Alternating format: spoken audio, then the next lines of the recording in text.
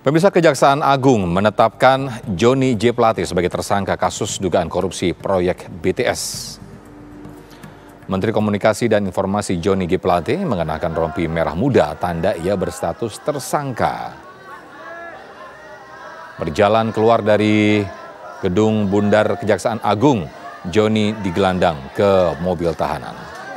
Semua berlangsung setelah Johnny menjalani pemeriksaan yang ketiga kali di Kejagung selama 3 jam. Kejagung menetapkan Johnny sebagai tersangka dalam kasus korupsi pengadaan tower BTS.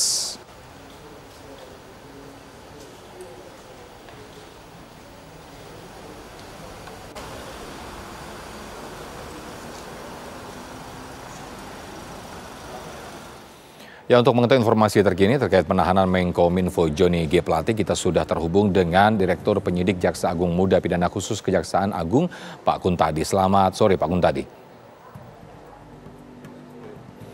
Ya, update-nya Pak, pasca penetapan Johnny J. Plate sebagai tersangka kasus korupsi pengadaan tower BTS, Pak. Ya, setelah tindakan penahanan tentu saja mulai hari Jumat besok, karena Kamis kita libur, kita akan melakukan pemberkasan, ya, pemeriksaan saksi-saksi yang diperlukan dalam rangka penyelesaian perkara terhadap tersangka yang bersangkutan. Itu. Ada berapa saksi lagi yang akan diperiksa terkait dengan penetapan Johnny J. Plate ini, Pak? Ya, apa? Ada berapa saksi lagi yang akan diperiksa? Tadi Anda mengatakan akan ada pemeriksaan saksi lagi untuk penetapan Johnny J. Plate ini. Ya, mengenai jumlah tentu saja sesuai dengan kebutuhan alat bukti, ya. Dan penanganan perkara ini semuanya berbasis pada kebutuhan alat bukti.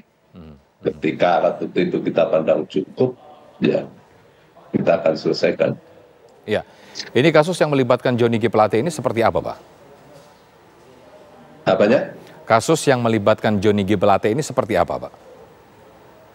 Oh, kasus ini kan sebagaimana kita ketahui bermula dari adanya pengadaan pembangunan infrastruktur BTS, ya, 4G, paket 1, 2, 3, 4, dan 5, di mana di dalam pembangunan pelaksanaan proyek ini, mulai dari perencanaan, penentuan pemenang, sampai pelaksanaannya pun diduga ada indikasi permainan.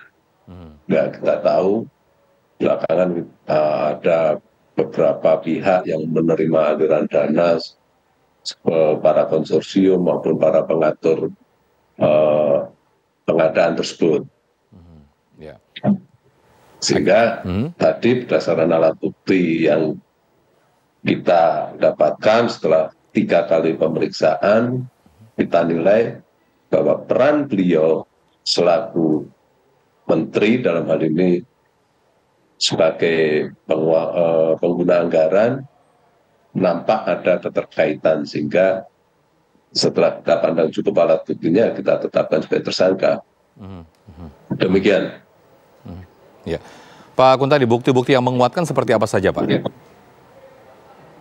Apanya? Bukti-bukti yang menguatkan sehingga Johnny J. Plate ditetapkan sebagai tersangka, apa saja, Pak?